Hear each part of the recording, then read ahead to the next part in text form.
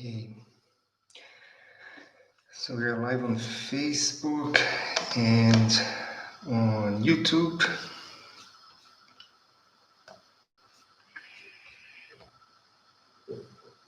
Yes, and now we're going live on Instagram to start. Oops, forgot to do one thing. Let's fix this. There you go, much better now. So yeah, as usual, we are here. Sorry about the cab. It's my hair is a mess, so I prefer to put this instead of scaring everybody.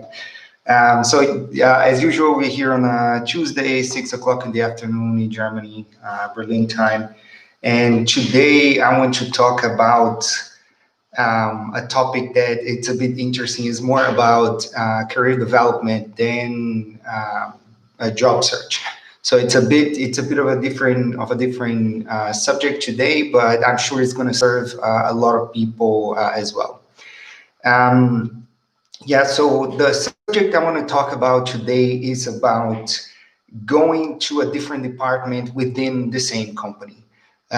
Sometimes people want to do that and kind of do it the wrong way, and then they get a bad reputation in the company, or they make some people angry, some people mad, and that it's not beneficial for their career inside that company. So there's not really a right way to do it, but there's some things that you can do to make sure that you make this transition the most smooth as possible. Yeah.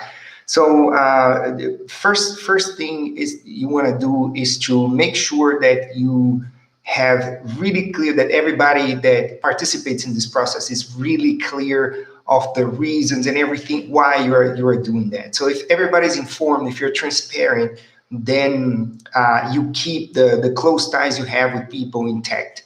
And that's very important for anybody's developing a company, because you don't develop by yourself. You need other people, right? So make sure that you don't burn any bridges in the process. But how? Then how would you do that? So as usual, I have 3 tips on how to do that and still have like a smooth transition, right? Like I said. So first of all, you need to make sure that you are performing in the department you are now. So I can share a personal experience that once I was in a job and I really didn't like that job and I wanted to transition to another department.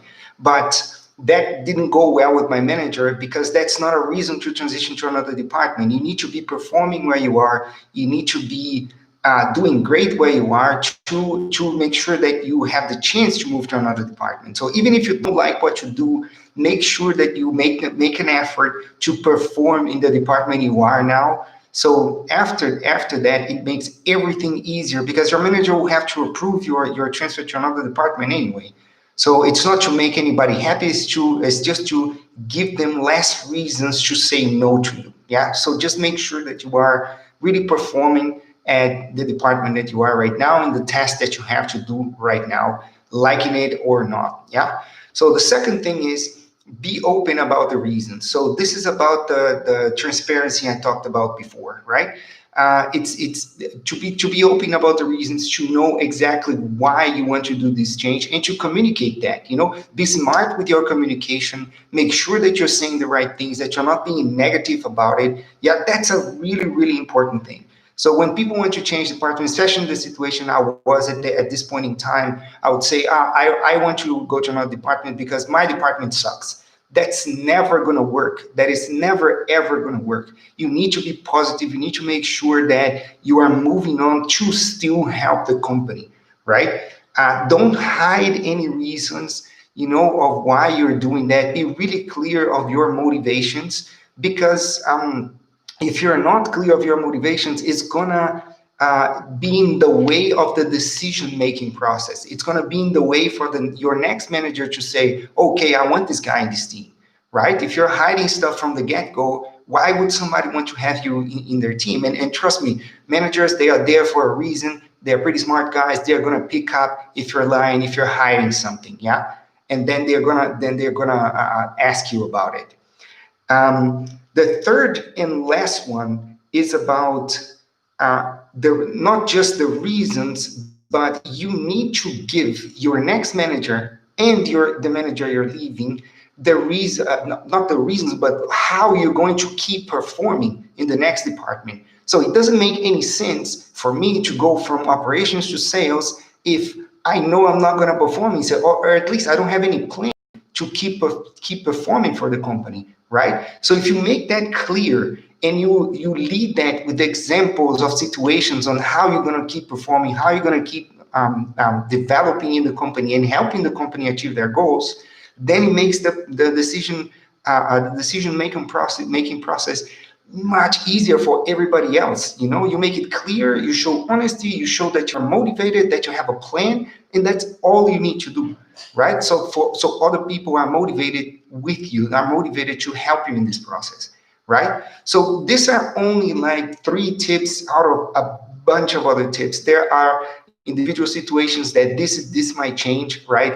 Each situation is a bit different. People understand things a bit different. But this is what I had today in terms of tips for you guys. Again, if you want to ask something, send me a message on LinkedIn, Instagram, TikTok, anywhere. That I'll try to address it here. If you, I always offer for people that reach out to me, I always offer half an hour of my time for a Q&A. So reach out, ask your questions, and follow my post for more tips if you want to. Thank you. Cheers.